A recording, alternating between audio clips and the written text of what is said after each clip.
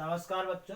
कक्षा 12 के लिए आज हम कुछ आनुवंशिक रोग लेकर के उपस्थित हैं। कुछ क्या, 2 रोग आपको बताएंगे। ये आनुवंशिक विकारता के कारण उत्पन्न होते हैं। आनुवंशिक विकारता अर्थात जीन के कारण उत्पन्न होते कई रोग हम आपको बता चुके हैं। टर्नर सिंड्रोम बता चुके हैं, डाउन सिंड्रोम बता चुके हैं, कल हमने कुछ और रोग बताए थे, बाणांधता बता चुके हैं। आज हम आपको फिनाइल क्यूटोन्यूरिया एक प्रकार का रोग है जिसकी खोज जो है बिलार्ड सेंटर वार्ड ने किया था। किसने? बिलार्ड सेंटर वार्ड ने किया था। अब रोग है क्या? इसमें तमाम जो प्रोटीन होता है, प्रोटीन यूरिया में परिवर्तित होता है, यानी अमीनो अम्ल यूरिया में परिवर्तित होता है, जिसमें कि जो फिनाइल कीटोन्यूरिया है उसको टायरोसिन में बदला जाता है। टायरोसिन पुनः जो है यूरिया में बदलता है।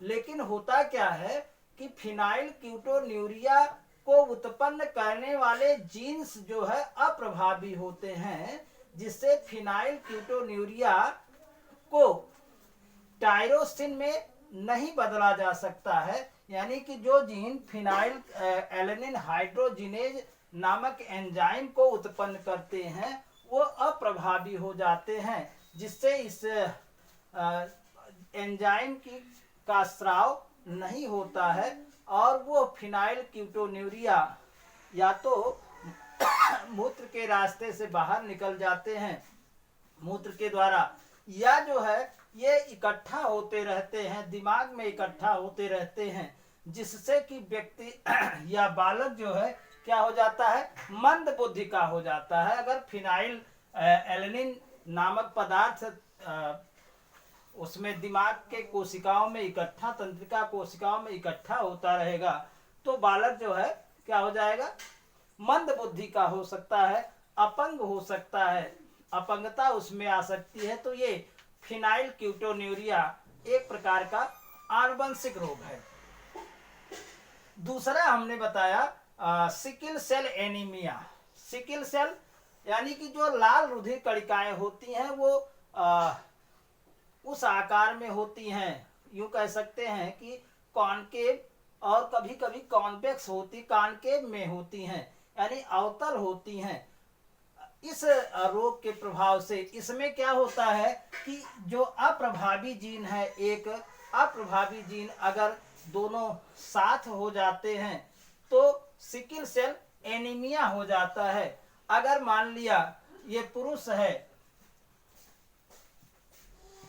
ये स्त्री की बात करें, हेट्रोजाइगस ये भी है, हेट्रोजाइगस ये भी है, एक जीन पर एनीमिया के जीन नहीं पाए जाते हैं, एक जीन पर पाए जाते हैं, फिर इधर इसमें भी पाए जाए। यदि इसमें दोनों स्त्री और पुरुष का विवाह करा दिया जाए तो अगर ये गुणसूत्र वाला स्पर्म इस गुणसूत्र वाले ओवम से मिलता है तो व्यक्ति नॉर्मल होता है, क्योंकि उसमें किसी भी क्रोमोसोम पर ऐसे जीन नहीं पाए जा रहे हैं। बाकी जो व्यवस्था है, अगर हेट्रोजाइगस है तो यानी कि एच बी हीमोग्लोबिन से बात कर रहे हैं हम, हीमोग्लोबिन और यस, हीमोग्लोबिन यस, तो ये होंगे तो इसमें रोग का लक्षण नहीं उत्पन्न होगा, लेकिन एक पीढ़ी से दूसरी पीढ़ी में स्थानांतरित होंगे। यदि एच बी एस यानी हीमोग्लोबिन यस यानी सिकिल सेल एनीमिया का अप्रभावी जीन पाया जाता है, इस पर भी पाया जाता है, दोनों इकट्ठा हो जाते हैं तो एच बी एस और एच बी एस यानी हीमोग्लोबिन पर जो जीन पाए जाते हैं अगर ये होमोलागस हैं तो सिकिल सेल एनीमिया उत्पन्न होता है। इस रोग के लक्षण क्या होते हैं हम आपको बता दें।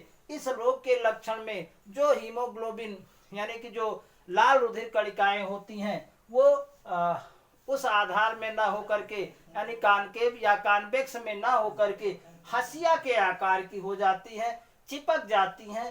तो अगर हंसिया के आकार की हो जाती है तो वो कोशिका जो ऑक्सीजन, उनका जो विशेष काम है, मेन काम है, मुख्य काम है ऑक्सीजन का परिवहन करना, तो ऑक्सीजन के परिवहन में बाधा आ जाती है, अगर ऑक्सीजन के परिवहन में बाधा आ जाती है तो व्यक्ति बहुत जल्दी जल्दी सांस लेता है या उसे अस्थमा नामक बीमारी हो सकती है।